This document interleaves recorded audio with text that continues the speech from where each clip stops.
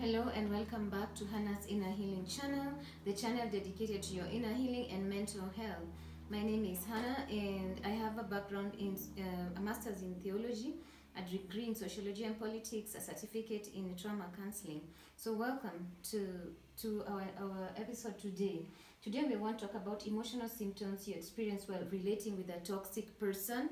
A toxic person is someone who is abusive. A toxic person is someone who has negative energy. A toxic person is someone who, when they're in your life, you retrogress because of the things that they are going to cause you to go through, both emotional and also physical trauma. So what are some of the physical symptoms you feel when you're relating with someone who is toxic? Because sometimes we meet people and we don't know why our body is feeling the way we are feeling. So number one, it could be that you feel drained of energy. When you meet anybody and you feel their energy is drained, just know that person could be a toxic person or a person who has, evil spirits. Because when someone who is demon possessed or is toxic, they drain your energy. Then, they just, the energy with them is so dark that when you're around them, they drain any energy that you have in yourself and you feel so drained and tired. You talk to them, you just feel you just don't want to relate with them for long. And then you feel sad. You feel very sad because this person is not only draining your energy, but your whole mood changes and you feel sad. You also feel anxious because when you are relating with someone who is toxic, you have no peace. Peace comes from God, really. You have no peace. You feel there's something unsettled about you. So if you meet someone and you're talking with them and you feel unsettled, just know that could be a red flag right there. But not all forms of anxiety could be a red flag. Maybe when you're falling in love with someone and you're anxious, that doesn't mean they're a toxic person. So you need to know, are you feeling anxious because you're in love with someone or you're intimidated by them? Or are you feeling anxious, anxious because the toxicity this person is possessing? And then you also feel confused. When you're with someone who is toxic, they make you feel confused, maybe because they are micromanaging you or they intimidate you. So you feel confused. You also feel disappointed because, let's say you are in a relationship with a narcissist or a psychopath or someone who is just an abuser. You had hopes. You thought this relationship was to help you to grow, to become someone better, but now you realize it retrogressed you and it ended up even affecting your health. So you feel disappointed. You also feel hurt because you gave your heart. Nobody meets someone, and when you're in love with someone, you give them your heart. You open them up to your world. So you feel disappointed and hurt. You also feel robbed. Narcissists, when they come into your life, maybe during the love bombing stage, they'll tell you all these good things. But when it comes to the devaluation stage before the discard, they start telling you, you're not even beautiful. You're not even brilliant. When someone keeps telling you that, they are robbing from you using words. And then you feel used. If you're dealing with a toxic person, they're the takers. They act like they are giving you when they love bombing stage. So, but when it comes to other times, they just take from you. They never replenish you. Because that symbiotic relationship is supposed to have, both of you are supposed to, replenish one another and water each other, keep watering and growing each other. But here you just feel used. You're the one who overgave, where they were just giving you in return negative behavior. They were abusing you verbally. They started abusing you physically. That's how it happens when you're relating with a toxic person. So what are some of the, those were the emotional symptoms you feel. What about the physical symptoms? You have migraines. When you're relating with someone who is toxic, even talking to them, you just have migraines, maybe because of the dark energy that person possesses. So you have headaches. And then you have stomach problems, because sometimes they'll tell you things that are going to really, really hurt you from the inside.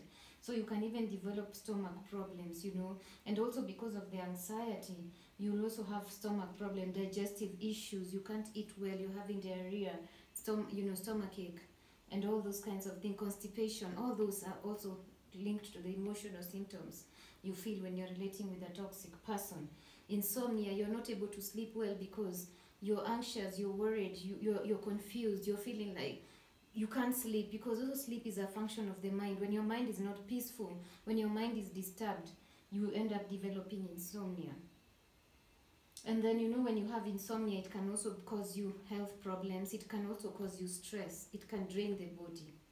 And then you have respiratory problems. Sometimes When you're relating with toxic people, you can even develop asthma, respiratory problem. You do not breathe in well because you're always stressed. So when there's stress, your chest congests. There's congestion in your chest.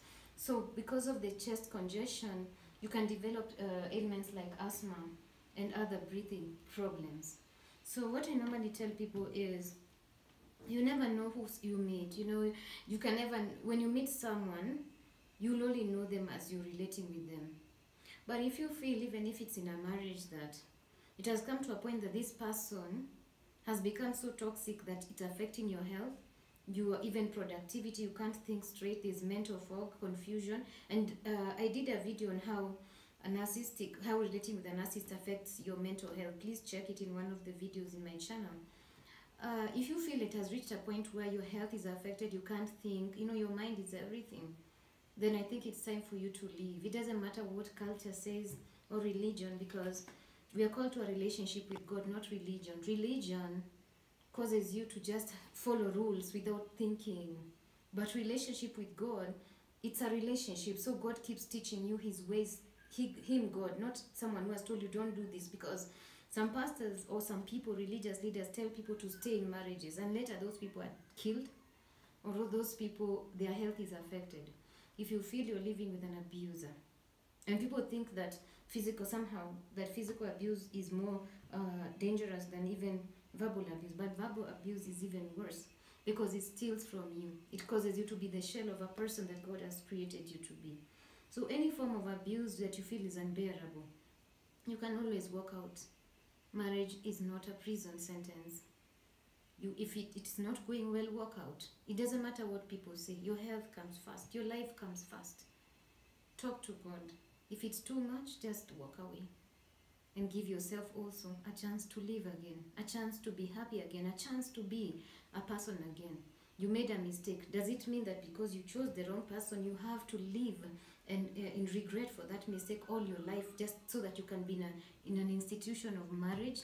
I'm not against marriage, by the way. I love marriages are good. Marriages were designed by God. But if it comes that it's affecting you, it's toxic, it's time for you to leave. If a relationship is not open, just or good, as God designed them to be, you can leave. You can leave. A relationship is supposed to help you become everything God has called you to be, and to also help this person, support each other to grow.